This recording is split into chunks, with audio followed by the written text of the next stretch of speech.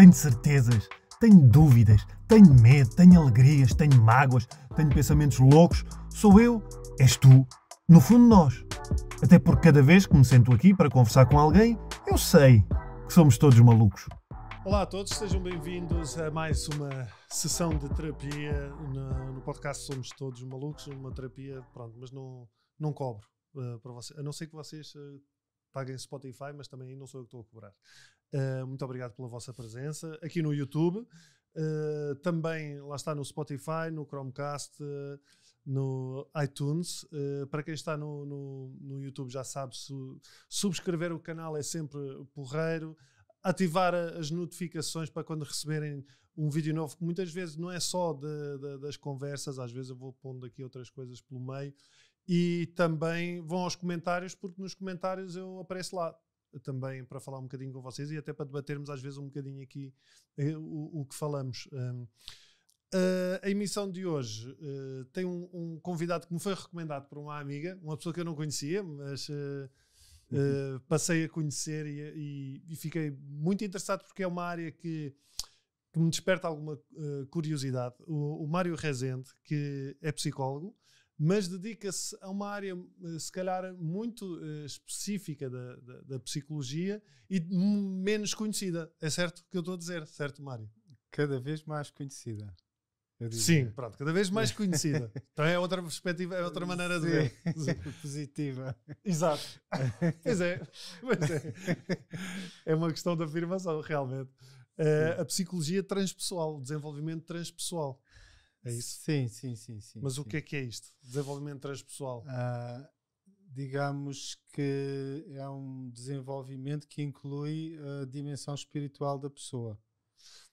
O transpessoal. Eu ontem estava a falar com a minha mulher do que é que seria transpessoal. Transpessoal é que é de transformação para além do pessoal? Não. É para além do pessoal.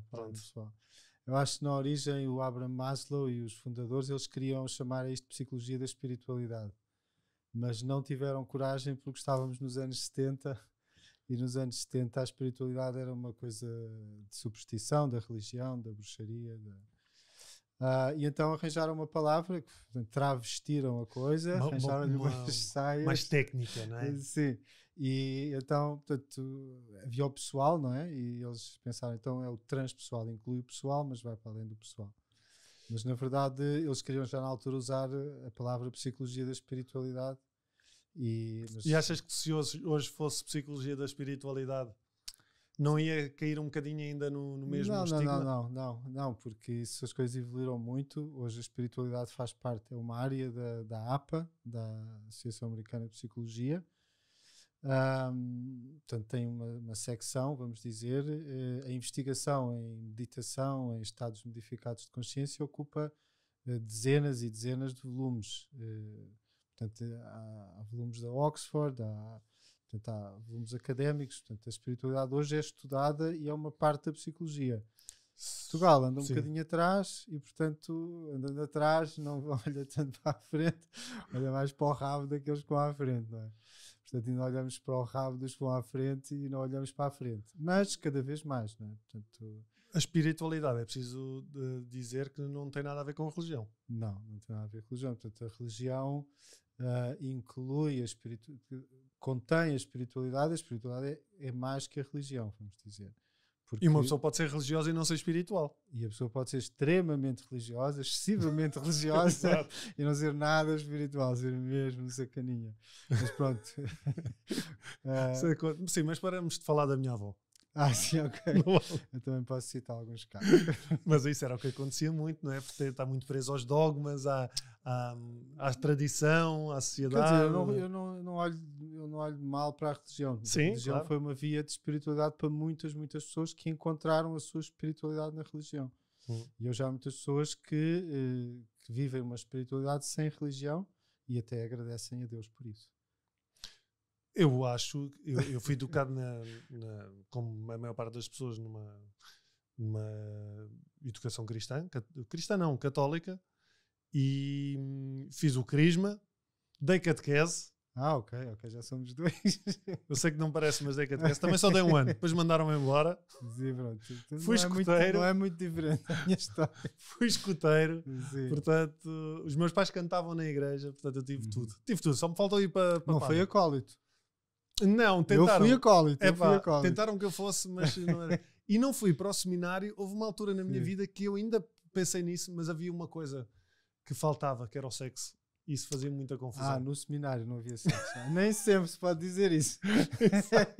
Infelizmente, não é? Sim, mas segundo as leis eu não poderia fazer. Não, e então eu sei, se calhar isto não é para mim. Mal eu sabia que havia os evangélicos que têm famílias e ortodoxos. Mas pronto, acho que. E então faço a minha. Sou crente, mas faço o meu caminho fora da religião. Então, se a espiritualidade não é religião, o que é a espiritualidade? O que é a espiritualidade? Eu acho que aí, quer dizer, isso vai variar muito de pessoa para pessoa, não é? Mas, digamos, sempre que nós nos relacionamos com alguma coisa que nós sentimos que está para além de nós e que é uma fonte de algo de bom, de algo que tem a ver com valores, de algo que é superior, se quisermos, e que transcende a matéria ou que transcende... digamos, aquilo que é o nosso ego, as nossas experiências mais cotidianas, nós consideramos que isso é o espiritual. Portanto, o espiritual é aquilo que, quer dizer, que literalmente é aquilo que não é material, mas vamos dizer é aquilo que nós colocamos em experiências que estão fora das experiências cotidianas. Das experiências materiais? Sim, ou mais ligadas aos 5 sentidos, e que de facto nós sentimos que nos amplificam, ou seja, ou que nos dão força, ou que nos dão inspiração, ou que nos dão clareza, ou que nos dão sentido à vida. Portanto, isso é o espiritual, na sua essência, é aquilo que nos amplifica, que ou encontramos força, ou encontramos compreensão, ou encontramos sentido. Onde encontramos paz? Onde encontramos paz. Okay. Que é aquilo que podemos não ter no cotidiano.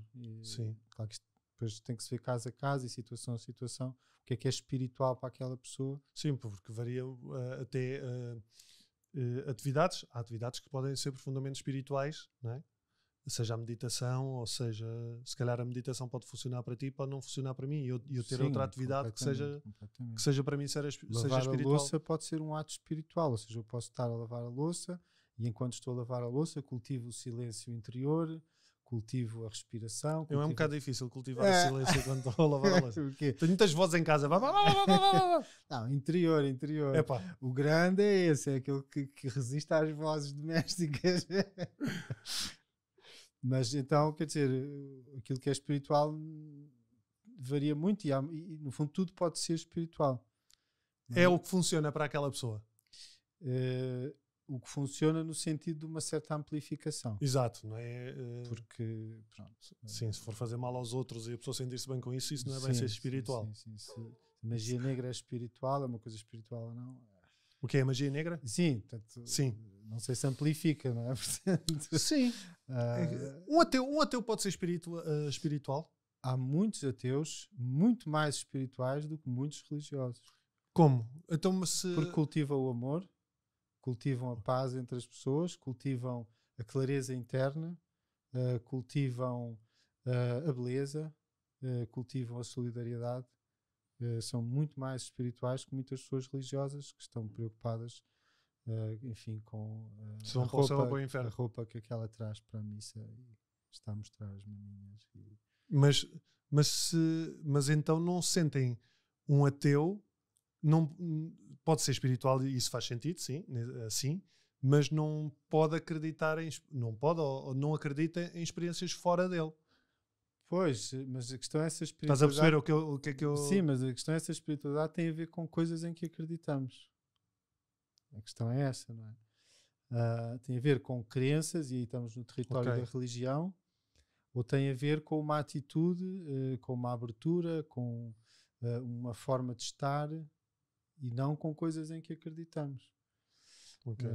Porque hoje temos a nova espiritualidade, esta espiritualidade New Age, e temos os mesmos fenómenos, os fanáticos, temos os rígidos, temos os Sim. Ou seja, mais uma vez depende das pessoas. Depende das pessoas, mas não é a espiritualidade não é uma crença, quer dizer, a pessoa é espiritual quando realmente ela procura ser melhor pessoa, quando procura estar mais limpa daquilo que ela sente que a suja, quando evita coisas que a sujam interiormente, não é? Quando Então, ela mas cultiva o amor, isso é uma pessoa espiritual. Pelo menos essa é a pessoa espiritual que eu quero sim, à minha beira, vamos dizer. Sim, é que eu acho que procuro também trabalhar, mas eu, por exemplo, essa questão de eu sentir-me em ambientes sujos, sim. e resguardar-me, Sim. como é que um ateu vê uma situação dessas? Vê uma situação dessas de um ponto de vista apenas psicológico. Claro, depois há as leituras, não é? É isso. Há as leituras, não é? Obviamente que quanto mais aberta for a nossa mente, porque vamos dizer que o ateísmo é também uma forma de fechar a cabeça, não é? Portanto, eu sei a verdade. Tem a ver com um bocadinho com o ego também. Não quero julgar, mas de um ponto de vista assim meramente fenomenológico, eu sei a verdade, eu sei qual é a verdade e aquilo que não é a minha verdade não me interessa. O agnosticismo é muito mais interessante. Sim, eu não sei se existe ou não. Não sei, talvez exista. Eu não tenho a certeza, portanto eu não sei se existe ou não. É uma coisa aberta, não é? O ateísmo pode ser uma coisa muito fechada. Sim. E portanto então depois dá leituras que vão ser sempre mais fragmentadas e não são leituras abertas das coisas, não é? Esse é o problema dos ateus, enquanto que os agnósticos, ok, talvez exista, olha, deixa-me analisar, deixa-me ver. Aquela pessoa diz que está a ver o avô aqui no quarto. Epá, isto para mim não me diz nada, mas ela diz que está a ver o avô. Vou estudar o assunto. Há pessoas que veem o avô no quarto. Olha, se calhar há, e essas pessoas são loucas, algumas são, e as outras não são. E o avô diz alguma coisa, às vezes diz, e às vezes diz coisas que depois até vamos ver que na gaveta estão lá as cartas que ele escreveu à avózinha. Epá, como é que a miúda chegou lá? Foi o avô que lhe disse? Bom, então se calhar... Sim, um ateu é muito... Teoricamente será mais blindado contra essas... Pois, é um fechamento, não é? É como o crente, não é? O crente numa religião também se fecha a tudo a que esteja fora da sua crença, não é? Sim. No fundo é uma falta de espírito científico. Sim. No bom sentido da ciência, não é? Que sim, eu vou analisar os factos. Aliás, até porque já há muitos estudos que estão a ser feitos nesta área, exatamente, da comunicação transpessoal, fugindo aqui um bocadinho ao tema, mas há vários estudos que estão a ser feitos. Há milhares de estudos, não há vários estudos, há milhares de estudos. Há milhares de estudos sobre meditação, há centenas de estudos sobre fenómenos paranormais, para a psicologia científica, é uma área da ciência. E só usa o método científico, não é? Sim, de verificação, de repetição de padrões. De grupos de controlo, a telepatia está replicada à exaustão. A visão remota, ou seja, quer dizer, eu não consigo, mas há pessoas que o fazem e têm um processo qualquer de saber o que é que se passa a vários quilómetros de distância. Clarividência. Sim. Portanto, isso objeto da parapsicologia científica e os verdadeiros investigadores seguem rigorosamente o método científico e mais. Portanto, eles têm critérios que o método científico, enfim, como não é tão atacado, não é o método científico, os objetos científicos mais habituais não são tão tem que se proteger mais. Então fazem estudos duplos cegos, portanto, eles, mas mesmo assim, pronto, há quem não goste. Porque é o desconhecimento. Porque é o colocar em causa tudo aquilo em que se acredita e que se estudou uma vida inteira. Sim. Não é? Passa um bocadinho sim, e é todo... Nós ainda pagamos o preço das religiões e do quanto elas foram horríveis em muitos sentidos para a humanidade, para a ciência. Sim.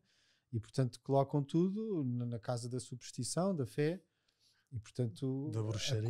A culpa é da religião, desculpem lá, a culpa não é da ciência. A religião é que tratou tão mal as pessoas, matou tanta gente, eu acho que, queimou tanta gente, que pronto, a religião católica, os budistas são mais tolerantes, os judeus e os muçulmanos já não são assim tanto. Também como os cristãos fizeram muitas maldades e, portanto, muitas pessoas ficaram com uma alergia, um trauma coletivo. As religiões provocaram um trauma coletivo, também ajudaram imensa gente. Os pobres, os órfãos, os abandonados, os famintos, os leprosos, quem é que tratava deles? Era a religião, eram os freios, os frades, as freiras. Então, eu não sou contra a religião, eu sou cristão, vou dizer assim. É como um bocado budista também, mas Cristo é a minha grande referência religiosa, espiritual, existencial. Mas a religião criou esta aversão à religião. A aversão à religião não surgiu antes da religião, surgiu por causa da religião. Sim, não tem a ver com Cristo ou com Deus, mas com aquilo em que se transformou. O que a religião sempre teve coisas maravilhosas, mas o que algumas pessoas fizeram, os queimados em nome de Deus, os cientistas banidos ou mortos, não ajudou. Os livros queimados, não ajudou nada, foi para estragar. Mas os homens são assim. Então, mas onde é que a espiritualidade, o que é a espiritualidade então para a psicologia? A espiritualidade para a psicologia, essa é uma pergunta super importante, porque o que se descobriu, portanto, nos anos 70 com o Maslow e outros, que realmente algumas das pessoas mais funcionais e mais felizes tinham aquilo que se podia chamar uma espiritualidade. Ou seja, elas não só alimentavam a sua vida familiar, a sua vida física, o seu ego, se quiseres, mas elas também olhavam para o que na altura se chamou as meta-necessidades ou beta-necessidades, em que, portanto, tu querias também ser útil. Algumas das pessoas mais funcionais querem ser úteis, estranho. Algumas das pessoas mais funcionais cultivam a beleza. Uau, isso não é assim, não dá muito dinheiro. Enfim, pelo menos para algumas pessoas. Algumas pessoas mais funcionais têm uma relação com uma força que elas sentem que existe e que as ultrapassa. Então isto tem que se estudar isto. A psicologia não pode só estudar as pessoas que estão psicóticas e que perderam completamente o norte. Ou os comportamentos cognitivos. Os cognitivo-comportamentais, isso é uma história deliciosa, porque quem mais se opôs a isto inicialmente foram os cognitivo-comportamentais, portanto a escola behaviorista, em que o homem é só o comportamento, nem se estuda o papá, nem mamã, nem nada. Sim. E o paradoxo brutal, mas que é muito interessante, é que quem trouxe em parte a espiritualidade para a psicologia foram precisamente os cognitivistas, os cognitivo-comportamentais, porque perceberam que havia uma atividade, que é a meditação, que fazia muito bem aos comportamentos. Então, vamos lá estudar a meditação. E eles foram fantásticos. Eles não gostam do transpessoal, no passado não gostavam, e se calhar hoje ainda não gostam, mas eles foram fantásticos. Eles foram aplicar o método científico e perceberam, isto funciona mesmo. Mas depois, quem põe meditação dentro de uma pessoa, o que é que lhe acontece? Abre-lhe o coração. E hoje, quem faz os estudos sobre a compaixão, quem são? São os cognitivo-comportamentais. Então, hoje estão a beneficiar, esses gajos estão a beneficiar disto tudo. É a vida é paradoxal, a vida não evolui em linha reta, são ciclos e contraciclos. Portanto, quem mais se opunha, o Skinner, não é? que desenvolveu o behaviorismo, quer dizer, só interessa ao comportamento. O homem é filho do comportamento. Programam-te assim, tu fazes assado. Fazes assim, desculpa. Sim. Fazes assim, programam-te assim, fazes assim. Programam-te de outra maneira, fazes de outra maneira. Não interessa mais nada, não há mais nada. Há o comportamento. E realmente, portanto, do que fosse espiritual estava muito fora disto, não é? E realmente eles trouxeram um input maravilhoso. E atualmente a compaixão, por exemplo. A compaixão tem imensa investigação na psicologia e via cognitivo-comportamentais. A compaixão. Ok, estamos a falar do amor ao próximo. Depois vem o Jesus. Mas portanto, isso fantástico. O Jesus, na realidade, foi o primeiro psicólogo. Um psicólogo das profundezas. Não é? Era uma... Não, sempre houve muita gente a trazer a luz a este mundo. Não foi o primeiro, não é? Sim. Não foi o primeiro, não é? Buda foi muito importante e muitos outros. Sócrates. Portanto, felizmente sempre houve muita gente a trazer a luz à humanidade, não é? Jesus foi talvez um ser espetacular, não é? Sim. Teve um impacto também espetacular, mas Buda também teve um impacto espetacular. Mas o desenvolvimento... como é que o desenvolvimento então transpessoal se encontra nos fundamentos da psicologia? É através de... Quer dizer, ela não está... Quer dizer, é mais... Temos que ver como uma casa, é mais o telhado da casa, percebes? Ok. Os alicerces têm que estar lá a nível do ego, a nível do eu, a nível da relação com o pai, com a mãe, com os outros. Portanto, nós não podemos começar pelo telhado, tens de começar pelos alicerces e tens de tratar o básico. Portanto, o transpessoal nunca quis eliminar as outras áreas da psicologia. Ele sempre achou, mesmo na sua origem, que era a quarta força que incluía as outras três forças, que era a psicanálise, o behaviorismo e o humanismo. Três grandes escolas. Ou seja, é mais uma ferramenta. É mais do que uma ferramenta, é uma visão do ser humano. Porque não é só uma ferramenta. Uma coisa é tu dizeres, tens uma ferramenta, tens uma técnica, outra coisa é dizer, tu és um ser espiritual, desculpa lá. Tu és um ser espiritual. Se calhar até a tua essência não é esta coisa biológica que tu herdaste dos bichos, por muito queridos que eles sejam. Tu tens outra coisa e tu és outra coisa e tens que alimentar também essa outra coisa para o teu todo ser harmonioso. Isto é muito mais que uma ferramenta. Ou É seja, um paradigma do que é o ser humano. ou seja, há uma... para quem trabalha esta área, há então essa crença que há algo para além de nós. Uma força universal, uma ligação ao cosmos. Essa parte já é mais difícil. Também és agnóstico nessa parte? Não, nada agnóstico. Então tu acreditas, pelo menos. Eu tenho a experiência. Okay. Não acredito, eu tenho a experiência. Até ter a experiência achava que era possível. Depois de ter a experiência, sinto-me à vontade para dizer que sim, que há Mas experiência coisa. Em que aspecto? Não queres partilhar? Posso contar tudo. Mas digamos, uma revelação. Muita coisa, não é? Muita Okay. coisa na minha vida. E aos poucos foi-se criando uma certeza, não é? Da complexidade do ser que nós somos e da pluridimensionalidade do que nós somos. Nós somos extremamente complexos.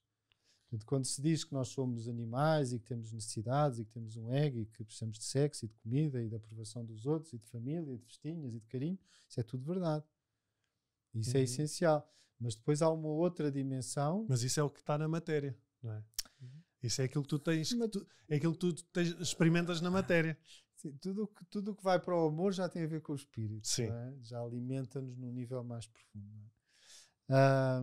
Mas depois nós precisamos de mais. Percebes? Podemos não precisar quando temos 20 anos ou 30, que estamos ainda fascinados pelas namoradas e pela carreira e por ter uma família ou por... então isso não é o essencial. Para algumas pessoas é. Não é? Para mim sempre tive muita sensibilidade a isso e outras pessoas também. Mas claro, a minha mente estava muito mais envolvida noutras coisas, não é? As coisas básicas, normais. Sim. Mas pronto, sempre houve uma dimensão que teve viva. No meu caso nunca teve desaparecida. Mas depois o normal é que isso depois não seja suficiente, não é? E nós percebemos que há mais alguma coisa que vibra em nós ou que quer vibrar em nós. E isto é uma coisa fenomenológica, nós não precisamos de acreditar em nada, basta sentirmos, não é? E depois vamos sentir a satisfação que nos dá, por exemplo, sermos úteis, ou cultivarmos a beleza, ou a falta que nos faz termos paz, ou viver em amor, sentir amor no coração, percebes? Sentir eu amo. Bolas, se eu não amo, sinto-me seco, sinto-me vazio, e não tem que ser uma mulher, nem tem que ser um filho. Sinto amor, sinto benevolência, gosto das coisas, tenho alegria, e sem isso eu sinto-me um miserável. Então isso é ser espiritual. Isso é ser muito espiritual. Quando nós não aceitamos compromissos, e eu ainda aceito alguns, como a maior parte de nós, quando não aceitamos compromissos com os estados internos, nós somos extremamente espirituais. Eu só quero viver em alegria, só quero viver em amor e não aceito mais nada. Quem é que paga esse preço? Eu ainda não pago esse preço completamente. Eu também ainda trata a contabilidade. Exato. Com aquilo tudo. Porque lá está. Eu acho que somos seres espirituais, mas estamos a ter uma experiência na matéria. Lá está. Por isso eu acho que há certas coisas que tu vais ter que sempre fazer. Sim, mas esse é o grande desafio. É ser espiritual na matéria. Pois. Esse é o grande desafio. Que é o nosso, que é o contemporâneo. Sim. No passado ias para o convento, que também não era fácil necessariamente. Mas era um desafio mais protegido. Mas até que ponto uma pessoa desenvolve a sua espiritualidade estando em reclusão? Desenvolve. Porque não pratica o amor pelo outro, não pratica a benevolência, não pratica uma data de coisas. Não, mas depois muitas dessas pessoas depois praticavam. A reclusão era só uma parte da vida espiritual, depois tinha uma vida ativa muito grande, não é? Francisco de Assis, por exemplo, isso é extraordinário. Mas aquelas freiras que estão o tempo todo fechadas nos conventos? Eu acho que depende de cada pessoa. Há pessoas que podem estar a emanar uma vibração de tal forma amorosa que transformam, as árvores crescem mais, as plantas ficam mais verdes e não têm provavelmente que fazer nada. O fazer também é uma coisa muito burguesa, não é? Temos que fazer, temos que produzir. É uma sociedade burguesa, temos que produzir. Se não produzimos, somos uns anormais, somos uns falhados. E a pessoa simplesmente ser, por exemplo, os orientais no hinduísmo, no yoga, eles tinham muito mais esta visão do ser e não do fazer, não é? E tu sendo, já transformas tudo à tua volta. Depois as pessoas iam lá, Sentavam-se aos pés do mestre e pediam conselhos e o mestre abençoava, dava o mantra.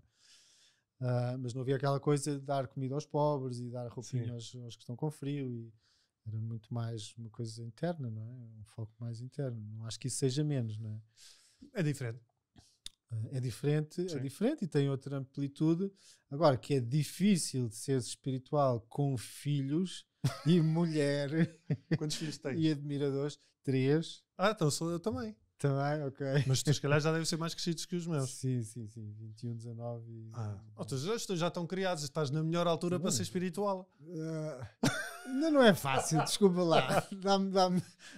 Tem compaixão por mim. Eu tenho 3 miúdas, Vela. Eu tenho 3 miúdas Pois. mais velha 11, a mais nova 5 e outra com 9. Portanto, Pois é. E são muitos gritos. Posso-te garantir. São muitos gritos. São. Mas é engraçado porque tu também aprendes aí muito essa parte espiritual. Um dos meus grandes saltos foi por causa das minhas filhas, quando eu percebi que eu ficava estúpido, não é? E que me vinham ali coisas que eu nem sabia que estavam cá dentro e disse, não, tenho que fazer alguma coisa porque isto não pode ser, não é?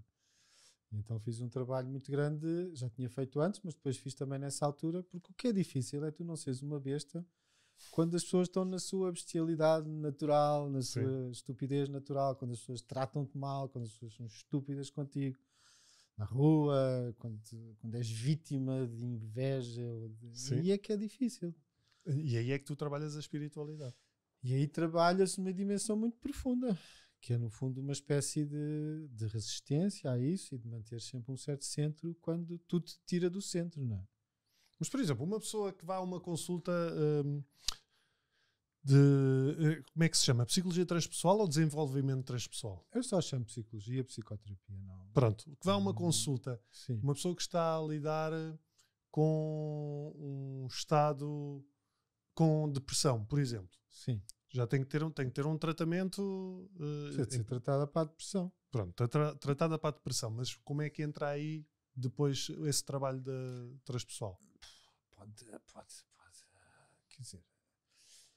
Não lida com traumas, com.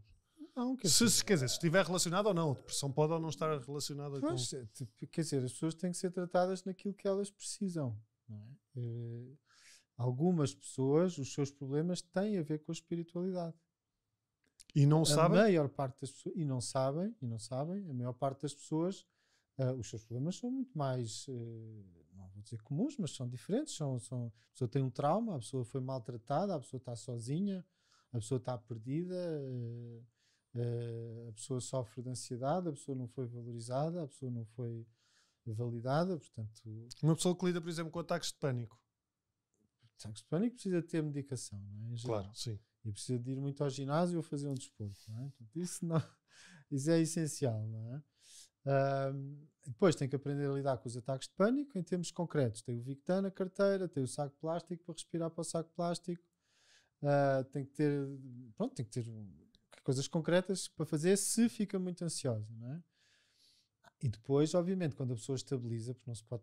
Claro, trabalhar assim. Ataque de pânico, trabalhas assim, depois pode-se ir à procura do que é que poderá estar por trás da ansiedade, porque o ataque de pânico tem origem na ansiedade em geral. E tem que ser porque é que a pessoa é ansiosa, porque é que ela tem tanto medo, e tem que se ver. É uma questão de autoestima, é uma questão de mensagens negativas que recebeu, e tem que se desmontar isso. E quando se desmonta isso através de através do amor, é mais, eu não queria dizer que é mais fácil, mas é mais coerente com o universo, com aquilo, é mais... O amor, quer dizer, a pessoa pode estar tão mal que não há cá, quer dizer, não sente amor nenhum, quer dizer, claro que se tiver alguém que lhe dê amor, sim, mas isso muitas vezes não chega, não é? Portanto, a pessoa terá que fazer um trabalho diferente e depois há várias abordagens, não é? Porque há 20 e tal escolas de psicoterapia, portanto há 20 e tal modelos de trabalhar as coisas, não é? E nenhuma escola abarca todas as técnicas, não é? Então quando é que uma pessoa deve começar a trabalhar a sua espiritualidade? Quando sentir essa necessidade? A espiritualidade, a pessoa deve trabalhá-la quando sentir a sua necessidade, ou então se as pessoas lhe dizem que, olha, talvez experimenta fazer isto ou aquilo, a ver se isso te ajuda. Por exemplo, a pessoa tem ansiedade e dizem, olha, vai fazer dança meditativa, não é? Não é a espiritualidade, é uma técnica que vem das tradições espirituais, porque é preciso distinguir, não é? Portanto, uma coisa é a espiritualidade, outra coisa são as tradições espirituais e as técnicas que elas tinham. Nós podemos usar técnicas das tradições espirituais sem nenhum foco na espiritualidade.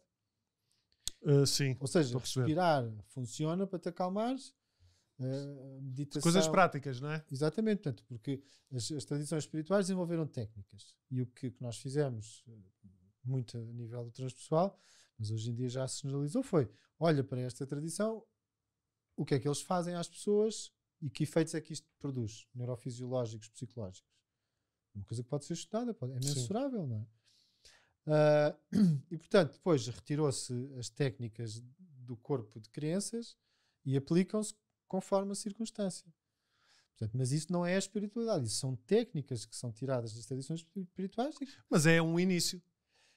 Porque para algumas pessoas é um início. Porque abre uma porta a um conjunto de sensações que não tinhas acesso antes. E que pode abrir a espiritualidade da pessoa. Agora, simplesmente a pessoa pode fazer um retiro de dança meditativa, ou seja, dançam em silêncio. Sim, mas se voltar depois a fazer as coisas como eram... Não, e pode ela simplesmente percebe que se acalma quando dança e passa a dançar em casa com aquele tipo de música e pronto, e fica ali. Resolveu um bocado a ansiedade e faz aquilo todos os dias que realmente pronto, a ansiedade resolveu-se. E pronto, isso não desenvolve a espiritualidade. Outras pessoas vão estar ali a dançar e de repente sentem uma explosão aqui no coração ou ficam super felizes e é tudo tão bonito e tu és tão bonito e eles são tão bonitos e realmente a vida é bela, isto tem sentido estão a ter uma experiência espiritual que depois pode alterar as suas vidas e dizer, eu quero mais disto.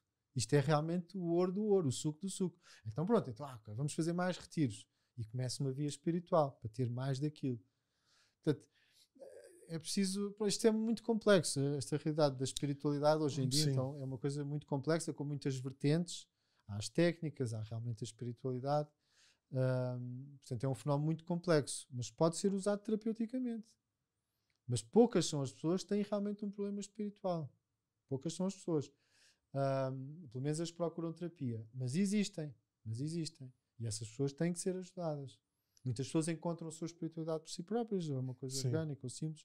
Outras não. Outras, por exemplo, começam a ver o avôzinho e entram em pânico. Há pessoas que são destruídas por isso. E o que é que acontece? Vais ter com o teu médico. Vai-te receitar. Vais, pumba, antipsicótico, estás louca. E depois, primeiro um TAC, para ver se está tudo bem. Convém fazer. Eu não sou nada contra a medicina, sou super a favor da medicina. Claro.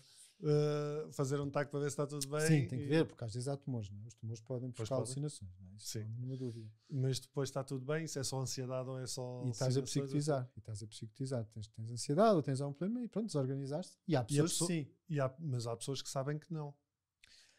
Há pessoas que sabem que não, mas há pessoas que não sabem, há pessoas que têm na dúvida, porque há o medo da loucura, todos nós temos o medo da loucura. Sim. E quem é que nos pode sossegar desse medo? É o Sr. Doutor. Sr. Doutor, eu estou louco ou não estou louco? Talvez não, mas toma aqui umas coisas. Então o que é que diz que está escrito? Tipo psicótico. Epá, eu estou psicótico. E algumas pessoas estão. Sim. As pessoas falam contra a medicina, custa-me imenso. As pessoas deviam passar uma semana nos asilos do século XVII e do século XVI, ou ir ao galinheiro onde eles punham os loucos, se calhar no século XII ou XIII. Aí depois via o caminho. Acho que não é preciso ir tão longe. Ao século XIX, início do século XX. É o século XX. E ainda havia muita coisa. Ainda fazem isso às vezes. Portanto, e a psiquiatria acabou com os asilos, quer dizer. E aquelas coisas horríveis em que as pessoas estavam ali amarradas à parede a fazer xixi e cocó no mesmo sítio no sítio onde dormiam. Quer dizer, bem dita a psiquiatria. Agora, a psiquiatria comete erros neste tipo de diagnósticos. Em alguns comete, desculpem.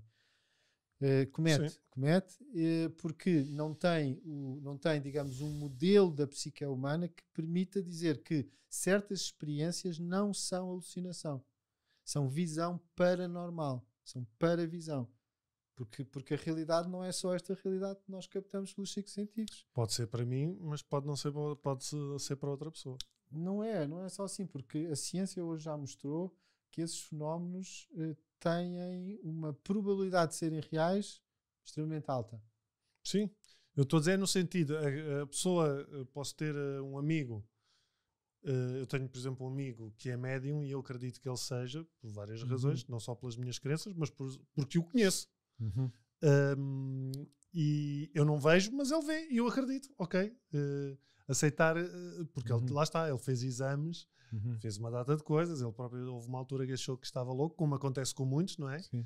Até que uma das pessoas que lhe fez exames e que era psiquiatra começou a acreditar quando ele começou a falar da mãe dela. Sem conhecer lá nenhum. E a pessoa aí teve. Pronto, eu só disse isto: não vou fazer mais exames. Passa-se aqui alguma coisa. Sim. Sim. Lá está, é aquela abertura que é preciso ter. É preciso ter abertura à experiência. Tem que haver abertura à experiência. A espiritualidade não devia ser uma disciplina em vez de religião e moral. Pois, mas é já. Por exemplo, Ou cidadania tal. Ainda cidadania é bom. Religião e moral também pode ser bom. Depende um bocado de quem veicula. Mas a questão é que as crianças deviam ser honradas na sua espiritualidade. Na sua espiritualidade, porque ela existe. E há muitos estudos agora sobre a espiritualidade de crianças nos Estados Unidos e de adolescentes. E é um fator de crescimento, é um fator de desenvolvimento mais harmonioso, quando eles têm uma verdadeira espiritualidade, não é uma religião, uma coisa em que eles realmente acreditam. E portanto, por exemplo, os métodos de ensino, Waldorf, etc., eles já percebem isso e, quer dizer, deixam as crianças serem elas próprias e não formatam nesse sentido. Isto é só não estragar. Isto em relação às crianças, é só não estragar, não estragues. Deixar a coisa ser. Mas pronto, a sociedade normatiza. Isso agora ia para outra conversa. Isso é uma conversa enorme. Porque as minhas, por exemplo, andam numa ensino doméstico e temos uma unidade de apoio, não é? Onde vão receber apoio, e é muito baseado nesse registro. Sim. Tanto que e a minha mais velha, quando saiu desse registro, nós estamos ligados a uma associação de aprendizagem até à 4ª classe, e quando saiu para o 5º ano foi um choque. Coitadinha, pronto. Mas o que me lembro quando a inscrevemos lá, aos 5, 6 anos, foi o que disseram-me, fez muito sentido. Preferes que a tua filha seja feliz até aos 10 e ganhe alguma arma e bagagem, ou preferes que seja já infeliz a partir dos 5? Pois, também é uma visão um bocadinho redutora, mas... Sim, mas eu pensei, ok, mas faz sentido. E a verdade é que ela ganhou alguma embalagem e bagagem na compreensão das coisas, da escola normativa, normal, sim, não é? Sim, e foi muito curioso. Mas é muito difícil. Sim, porque quando depois já tem... eu acho que é perigoso mantê-los sempre no ensino doméstico até a universidade, mas até essa idade acho interessante, pelo menos até aos 6 anos. Sim, acho que ela beneficiou ou então bastante. Uma escola em que realmente o desenvolvimento seja muito respeitado e as crianças sejam muito respeitadas e sentem-se pouco nos bancos, não é? Aquela coisa pode ser sentadas. E os médicos e os profissionais de saúde também não deviam desenvolver a sua espiritualidade? Alguns desenvolvem, não é? Sim. Aqui mas não devia ser uma cadeira também? Devia ser uma cadeira na psiquiatria e na psicologia, não é? Pelo menos, sim. Na medicina, quando se fala do ser humano, sim, deveria-se compreender que há fenómenos que não são patológicos. Quer dizer, basicamente é só não dizer que aquilo é doença. E também do ponto de vista do amor pelo próximo, porque se fala não se fala cada vez mais, mas muito na área da saúde fala-se da falta de empatia, não é? Pronto, no mundo ideal, certo? No mundo ideal, os técnicos de saúde fazem psicoterapia, fazem meditação. Exato. São pessoas não trabalham 18 horas. 24. Ou turnos de 24. Portanto, claro, no mundo ideal, sim, quer dizer. Mas pronto, os passos estão a ser dados, quer dizer, a evolução existe. Não, há uma grande evolução. Eu tenho 56 anos, então ainda vi isto mais lá para trás. Ainda pior. Vi isto mais lá para trás e os últimos 20 anos são espetaculares. Porquê é que ainda há uma separação tão grande entre a ciência e a espiritualidade? Só por ignorância. Essa separação dos cientistas que consideram que a espiritualidade não é tema de ciência, porque é só irem estudar, é só irem ler os artigos científicos sobre o tema. É só irem, por exemplo, ao simpósio da Fundação Bial, do Portela, que esteve aqui consigo está-me a escapar o primeiro nome dele, Luís. o Luís Portela, e verem como é que se faz investigação à séria na área da espiritualidade. E no caso dele, ele só faz investigação. Ele não, mas portanto, a fundação dele só promove a investigação quando há aparelhos que podem medir o batimento cardíaco. Portanto, mas há muito mais até do que isso. Mas ele ali faz só hard science, que é tudo o que possa ser mensurável. E é só ver, quer dizer, são centenas de publicações. E tem a ver, não tem a ver muito também, essa separação não tem a ver também com o ego? Tem a ver com a falta de espírito científico. Tem a ver com a falta de espírito científico. Claro, as pessoas agarram-se às suas crenças, agarram-se às suas certezas, e pronto, podemos chamar isso o ego, sim. A falta de abertura, uma espécie de falta de rigor, não é? Desculpem, não é? Uma falta de rigor em realmente ir e ver as evidências. Que evidências há? E estudar as coisas. Então, se o seu amigo começa a falar da mãe da psiquiatra, quer dizer, que fenómeno é esse? Pá, estudem isso. Mais nada. Que fenómeno é esse? O homem fala da mãe, nunca viu a mãe. Casualidade. Por acaso. Pronto, pode ser telepatia. Leu a mente da psiquiatra? Ok, pode ser telepatia. Pode ser porque a consciência da mãe da psiquiatra ainda existe e comunica a quem é receptivo. É pá, estudem. E há muita gente que estuda. Já não é preciso mandar as pessoas estudar, porque há muita gente a estudar. Sim, mas ainda é assim, há muita gente a estudar, há milhares de estudos, mas ainda é assim muito... Não, é como se fosse o parente pobre. É o parente pobre. Nos países católicos. Nos países católicos. Nos anglo-saxónicos não. Os países católicos pronto, foram muito marcados pela Inquisição. Os franceses também são péssimos países franceses. Então, bem, os franceses, que eu gosto mesmo da França e dos franceses, mas os franceses neste aspecto é a coisa mais rígida. E eles que tiveram Allan Kardec. Eles que tiveram Allan Kardec, mas que pronto, quer dizer, aquilo entrou-lhes no corpo, aquilo, a coisa contra os padres, entrou-lhes na massa do sangue, e tudo o que é espiritual, aquilo é seita, é tudo seita. E portanto, na França, o que é que floresce é o budismo e o yoga, tudo o resto... Mas também é um bocadinho New Age agora, não é? Não, já há bastantes anos. E o resto é tudo extremamente problemático. Em França é extremamente problemático. Portanto, aquele espírito cartesiano foi demais. E deu uma grande contribuição à humanidade, mas agora tem que se abrir à experiência e ao método científico. Eles e todos que alinham por aquele diapasão. Há uma coisa que eu não tinha perguntado, que é há quanto tempo é que tu começaste a trabalhar esta área da espiritualidade? Trabalhar a que nível? Pessoal, primeiro, não é? Quando é que começaste a desenvolver a tua espiritualidade? Se a minha espiritualidade, eu era miúdo e eu ainda ia para as férias nas aldeias de pescadores. Ainda sou do tempo em que os miúdos iam com as avós. Sim. Ali para as aldeias da zona da Figueira da Foz, e íamos com as avós e passávamos um mês na praia, nas aldeias de pescadores. E então eu venho de uma família religiosa, eu sentia-me bem na missa, o meu avô punha-me a rezar, mas eu tinha uma experiência recorrente, que era, eu tomava banho e jantava antes dos meus primos, e quando eu chegava, digamos, à frente do mar, ao pardão, quando se vê o mar, eles estavam todos a jantar, então aquilo estava muito sossegado, e era o fim do dia. E eu muitas vezes, portanto, vinha de um dia de praia, tinha 10 anos, 9 anos, 11 anos, 12 anos, vinha de um dia de praia, fresquinho, tinha tomado banho já em casa, tinha jantado, estava tudo sossegado, e depois de repente o sol estava-se a pôr, e eu tinha ali uma espécie de uma expansão de consciência, eu ficava tocado, eu ficava comovido, eu sentia-me poético, eu sentia a beleza, sentia um sentido para isto, há algo mais do que eu. Portanto, foi uma experiência muito marcante das minhas férias. Depois entrava nas aulas e era a miséria cotidiana. Mas eu passava 3 meses de férias fora da minha casa. E sem consciência disso, não é? Sim, quer dizer, com consciência sabias que dava prazer, mas... Sim, durante muitos anos o que eu tinha era uma espécie de consciência estética, artística. Okay. Que isto era próprio dos poetas, isto era próprio dos artistas. Sim. Eles eram mais sensíveis. Portanto, a minha espiritualidade foi muito vivida nos primeiros anos, muito via a arte, via os escritores, os poetas. Éramos assim um clube de pessoas mais sensíveis, porque nós não vivia neste tempo do New Age, em que se fala da espiritualidade. Não se falava disto, não se falava de espiritualidade. Então era isso, era a arte, era a beleza, era o culto da beleza, eram os humanistas que me interessavam, as pessoas humanistas, as pessoas que se dedicavam aos outros, portanto os cientistas, e eu vivi muito, esses eram um bocadinho os meus modelos.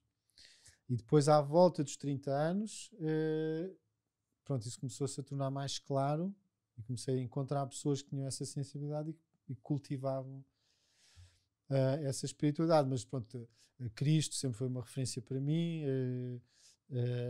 o sofrimento da humanidade sempre foi uma coisa que me tocou muito. Ou seja, também podias ter ido para padre. Nunca tive assim no meu caminho, à minha frente. Nunca tive, assim, o mais perto disso foi para a polícia. Era uma coisa que o meu pai queria. Tens que ir para a escola. A ver com os padres? Não sei, deixa a pergunta em aberto. Fica a pergunta para a nobre audiência. Mas sempre respeitei, sempre me senti bem. Nunca fui uma pessoa que tive conflitos com a igreja ou com a religião. Sempre admirei imensas pessoas da igreja. Francisco de Assis, João Paulo II, também sentia muito bem com ele. Ou seja, a espiritualidade sempre esteve aqui à minha volta, percebes? Sempre foi um ar assim por onde eu andei. E é muito isso, eu estava aqui a pensar. Eu estudei filosofia, percebes? Eu andei sempre. O que eu fiz foi filosofia, não fiz psicologia. Okay. Fiz filosofia, portanto andei sempre por aqui, escrevia, dediquei-me à literatura, muitos anos, naqueles anos de desenvolvimento. Portanto, isto andou sempre aqui no ar que eu respirava, percebes? Não foi uma coisa que esteve sempre perto. Depois, de repente, consubstanciou-se e depois começou a aparecer muita coisa, liguei-me a pessoas nesta área. Mas foi sempre uma coisa que teve aqui na minha pele. Não... Eu, enquanto estavas a falar, eu estava-me a ocorrer a ideia de que realmente a espiritualidade, eu acho que para quem não está tão dentro do conceito, pode vê-lo como uma forma como uma coisa muito complicada de trabalhar. E eu acho que é complicado trabalhar. É por níveis, é como escola, é uma escola. Não é? É uma escola, é uma coisa que tu vais passando exames, vais fazendo, vais tirando as tuas camadas, as tuas coisas. Mas o começar a trabalhar a espiritualidade pode ser nessas coisas mais simples, do observar o sol, do estar presente naquele momento, às vezes de olhar. É um caminho real, isso não é um caminho sequer simples, é um caminho real, é um caminho maior, percebes? O observares, o estar presente é o caminho maior. Mas, de certo modo, pronto, pode ser a coisa mais, de certo modo, vamos dizer, a coisa mais complexa, se quiseres pôr em termos das experiências humanas, é talvez das coisas mais complexas, um desenvolvimento espiritual pode ser das coisas mais complexas. Mas por outro lado é a coisa mais simples, porque tu só tens que honrar o teu desejo de ser melhor pessoa. Só tens que honrar o teu desejo de ser mais feliz. Só tens que honrar isso. E portanto, se isso existe dentro de ti, tu só tens que ouvir o que isso te diz. E agora pode-te dizer, olha, eu agora tenho aqui para festas, porque o meu apelo de ser mais feliz é ir para festas e ter todas as namoradas, ou ser rico. Epá, eu sinto que é isso, é o meu caminho. Epá, nem me apetecia, mas eu vou esforçar-me imenso para ser milionário. Quando tu honras isso e não paras, a questão é não parares. E não paras, tu vais encontrar a tua espiritualidade. Percebes? Porque este é o apelo, percebes? E tu segues aquele apelo, vais ser autêntico contigo próprio, vais fazer as coisas que são importantes para ti. Mas tem que se perceber até que ponto o apelo de ir para as festas não é uma coisa patológica ou... Epá, mas se for o que tu achas que é a tua verdade, tu só podes viver e não para estar a verdade. Mascarar outras coisas. Mas é a tua verdade. Se for a tua verdade ir para as festas, tens que ir para as festas. De olhos abertos. Vou dizer isso à minha mulher. Bom, não sou responsável por problemas conjugais.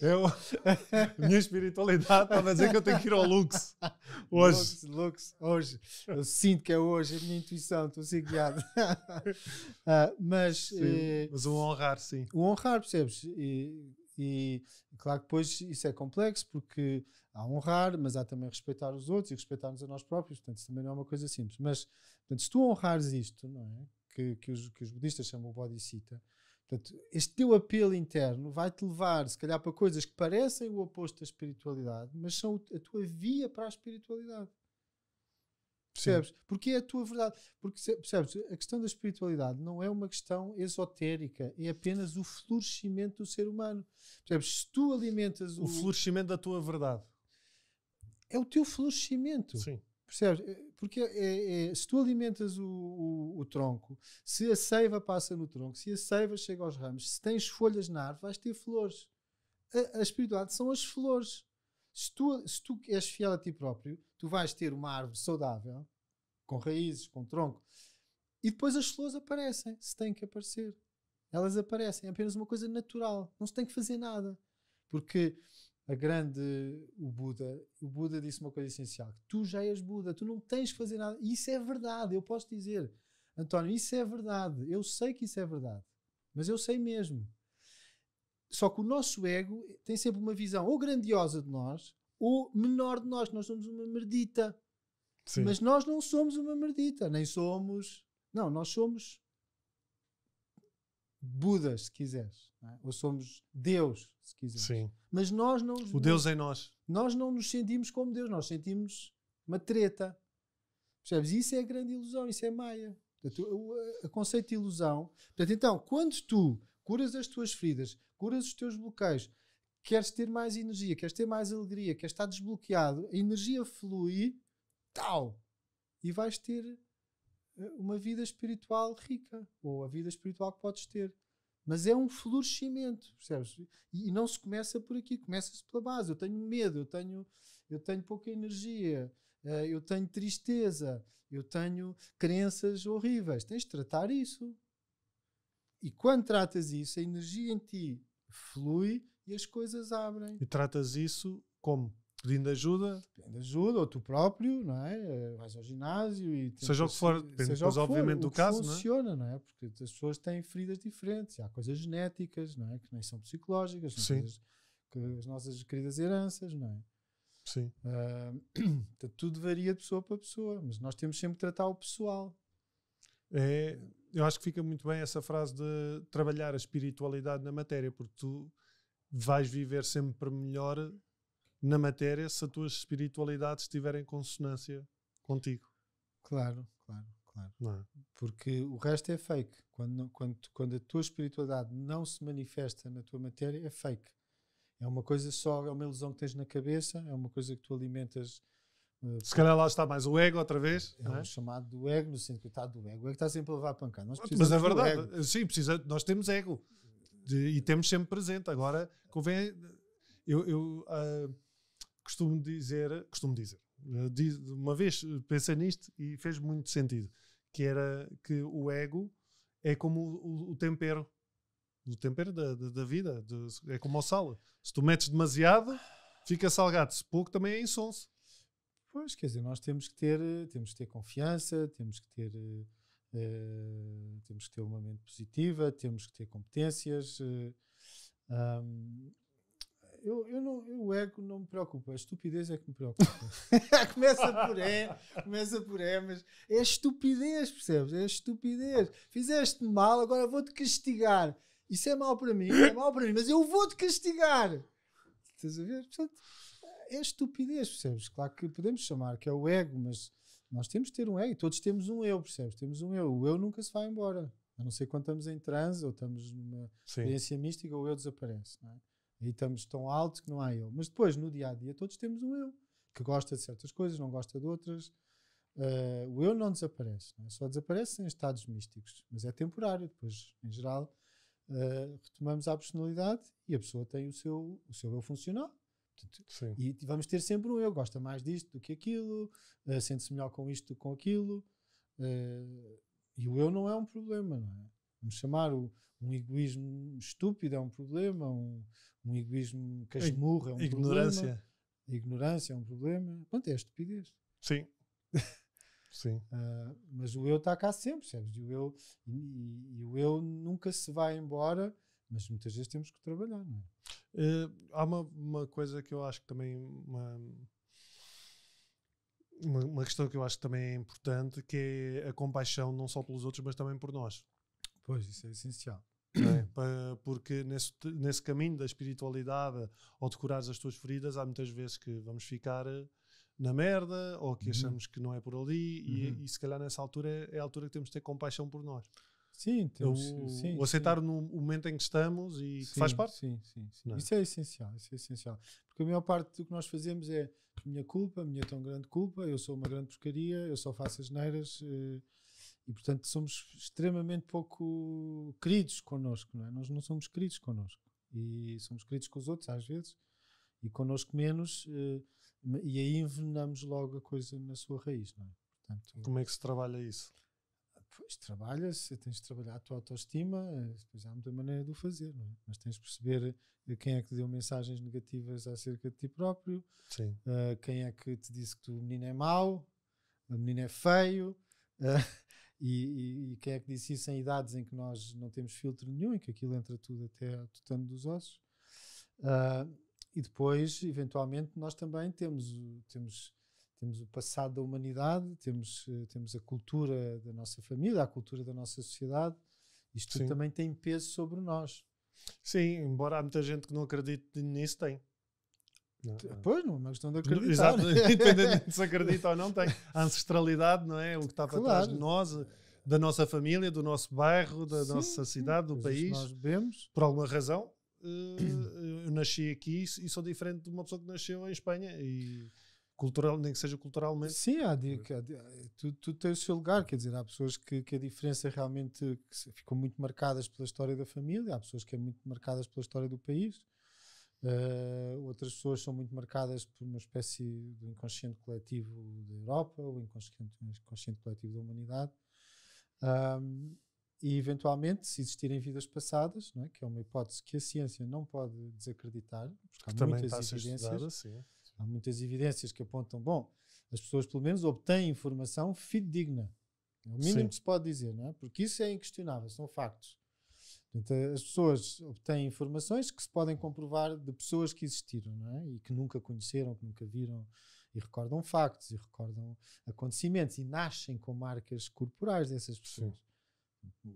É um bocadinho difícil de inventar uma marca de nascimento, não é? E depois dizer, eu fui o Achan, e o Achan morreu com uma bala aqui não, teria que ser aqui no coração, e eu nasci aqui com uma marca aqui, e lembro-me, sei qual é o nome da mãe do Achan, que eu nunca vi, sei como é que era a casa do Achan, que eu nunca vi. Sim. É? E há pessoas que conseguiram isolar certos casos em que não havia como a pessoa saber daquilo por outras formas. Tipo, conhecimento, aquilo não veio de outra maneira, ninguém contou porque ninguém sabia, não havia jornais, não havia televisão, então como é que eu sabia as coisas do Achan? E nasce com as marcas corporais com que o Achan morreu, que levou ali um tiro no coração. Isto dá-nos que pensar, não é? Sim, dá que pensar, e acho que é também uma porta, quando se começa a aceitar que, não é aceitar que há mais, mas aceitar pelo menos a dúvida, não é? Sim. É uma porta também para a espiritualidade. É porque nós abrimos-nos a que a nossa existência seja mais do que aquilo que nós experimentamos. Pois. E os curiosos depois vão à procura. Ou pelo menos têm uma abertura. Claro que esta abertura é um grande problema também. Porque a espiritualidade é uma coisa extremamente complicada. A gente fala aqui da espiritualidade como se fosse uma coisa boa. A espiritualidade destrói imensas pessoas. E hoje em dia, uma parte das pessoas que acredita nas teorias mais escabrosas e paranoides que já se criaram à face da Terra, como por exemplo, hoje ouvi esta foi fantástica, da malta da conspiração, ouvia a mais fantástica. É que a Terra é plana. Não sabias? Não sabias que a Terra é plana? Não, a Terra é plana, meu. E está na bandeira da ONU. Que a Terra é plana, porque tem lá a Antártida numa posição e eles escondem-nos isto porque senão... Essa é fantástica. Uma parte das pessoas que acreditam agora ficaram todos desempregados.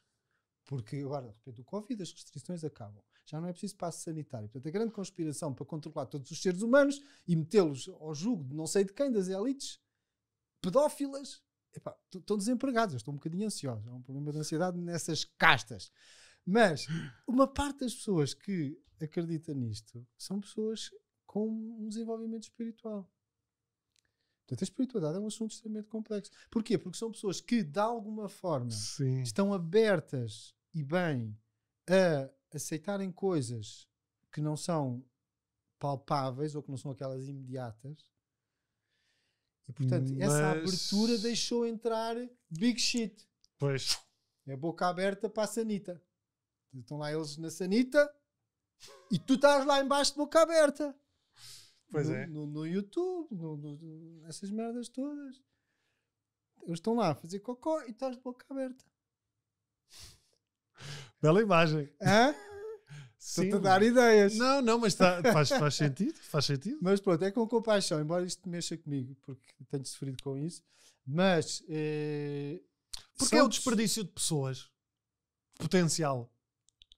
Não é isso que me Não custa. é? É porque são pessoas algumas que eu conheço e que eu gosto imenso. E que Então, são mas é pessoas... isso. Mas é o desperdício da potencialidade das pessoas que estão abertas a receber, Pois. a trabalhar e contribuir, e se calhar também para o desenvolvimento deles e das pessoas que estão à volta, mas que de alguma maneira acabam... Eu também conheço algumas que também fizeram retiros comigo e depois misturam tudo. E está ali tudo misturado. Não é que não hajam maus na história. Não é há questão maus de haver... na história, mas quer dizer, isto foi Mas eu um acho que exagero, por foi um ser, por exagero. exemplo, isso que tu dizes da espiritualidade e essas teorias da conspiração, há aqui uma coisa curiosa que é, eu acho que se percebe que não é uma coisa boa quando as pessoas ficam num registro de ódio.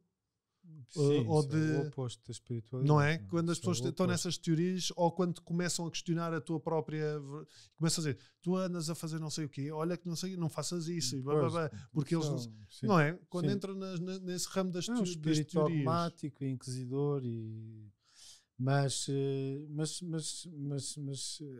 dizer, por exemplo, o que se passa hoje em dia com uma parte das pessoas que estão na espiritualidade é realmente o grande problema da espiritualidade, é que depois não há um espírito científico suficientemente enraizado, as pessoas não são suficientemente enraizadas, embora elas digam que sim e que têm muitas fontes, não é? Vai ver ao Facebook, E que, vai ver a página pela verdade no Facebook. E, portanto, nem o Trump atacou, teve interesse ou promoveu o assalto ao Capitólio. Não foi a Antifa. A Antifa é que esteve por trás, que são os fascistas, os antifascistas. A Antifa não foram os pró-Trump. Portanto, quer dizer, quando tu negas isto, é porque tu não tens um espírito de rigor e de racionalidade suficiente. Então o Descartes não foi suficiente. Os franceses têm razão. Temos que ser racionais. Mas têm razão também, porque a espiritualidade é de facto perigosa. Não só gera fanatismos, como gera acreditares. Tens pessoas que respeitas uma pessoa e a pessoa diz-te uma coisa e tu sentes, eu sinto o que ele diz é verdade, eu sinto. Epá, mas não estás a sentir nada. Estás a sentir, mas estás a sentir é o impacto da pessoa em ti. Não é verdade o que ele diz só porque tu sentes. Mas as pessoas... portanto, isto é um problema. Então a espiritualidade também é problemática. É problemática a muitos níveis. Isso são horas que podíamos ter aqui. Sim. Sim. A problemática da espiritualidade. Isto é o nome para dar o nome de uma tese. Isso parece uma tese.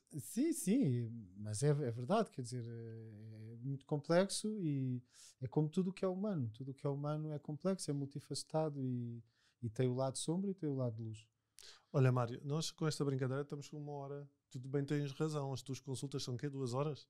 Mas eu não falo assim, as pessoas é que falam. Vá lá, não me queres má fama.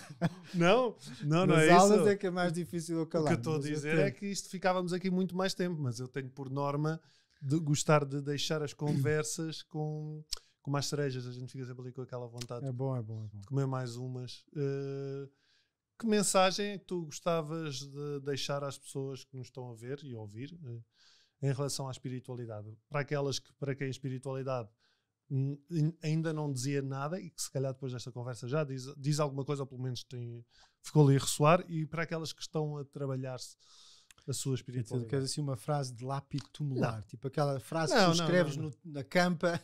Eu sei, sabes qual é a minha frase? Eu já tenho a minha frase. Eu quero ser cremado, não quero ser. Mas se eu tivesse lápide, ia pôr assim, tipo aqueles coisas das lojas, a dizer, volte já. Era bom. Com smile, depois vinhas um smile. Sim, então não era bom? Um smile malandro. Um smile malandro. Ou então assim, se for urgente, ligue. Não, essa é boa também, essa eu gosto. Não, essa eu não queria, mas eu não queria essa para mim. Já viste o descanso da tua alma? Pois é, a malta que me ia ligar, mano. Raminho, estou aflito. A malta que me ia ligar, caraças, não tens razão. Com as minhas coisas. Não, mas então que mensagem é que tu... Quer dizer... É uma mensagem, mas eu uma digo, reflexão. Eu tenho muitas mensagens, Mas se eu quisesse pôr uma, seria acerca do amor. Portanto, a frase que eu encontrei. O amor é a coisa mais importante. Exata a palavra que Sim, tu escolheste. palavra. E se nós cuidarmos do amor no coração, portanto, na nossa capacidade de amar, nós vamos fazer um caminho espiritual. E vamos fazer um caminho também existencial. O amor é o grande alquimista. Portanto, o amor é o grande transformador. Transforma os outros à nossa volta, transforma-nos a nós próprios. E o amor é a grande fonte da felicidade. Onde há amor à alegria, onde há amor à paz, onde há amor à apreciação da beleza. Portanto, o amor é o essencial. Não há nada mais relevante do que o amor. E é também o mais difícil. Porque amar verdadeiramente e viver em amor é difícil. É difícil. Viver com benevolência, viver com gratidão. Isso são tudo filhos do amor. Portanto, o amor, se nós seguirmos a trilha do amor, ela vai nos levar até onde nós pudermos ir, qualquer que seja o desenvolvimento pessoal ou transpessoal. Portanto, se eu não aceitar viver com tristeza no coração, eu posso estar a sentir tristeza, mas se eu tenho tristeza no coração, eu vou fazer alguma coisa para ir para além da tristeza e vou encontrar alegria outra vez. Se eu estou cheio de raiva, eu aceito a raiva, porque não vale a pena, é uma coisa humana, natural, mas eu não me vou conformar com a raiva, eu vou fazer alguma coisa para que essa raiva se transforme em amor, ou pelo menos benevolência, ou pelo menos paz. Portanto, se eu seguir o caminho do amor, eu chego onde eu posso chegar, onde é humanamente possível para mim chegar no desenvolvimento pessoal e transpessoal. E tudo o resto podemos esquecer. E pronto, fica assim concluído. Mário, muito obrigado. Acho que foi uma bela conversa. Digam nos comentários, se estiverem aqui no YouTube, o que é que acharam e o que é para vocês também a espiritualidade, como é que a veem. E também acho que faz sentido, como eu costumo às vezes perguntar, se acham que faz sentido o Mário voltar cá. Eu acho que sim. Se calhar para vermos então essa tese a problemática da espiritualidade. Partilhem com os vossos amigos, com aquelas pessoas que vocês acham que vos aparece de repente na cabeça. Epá, o tio Tónio era tipo a ouvir isto. E partilhem, e nós voltamos para a semana com outra conversa. Muito obrigado. Obrigado.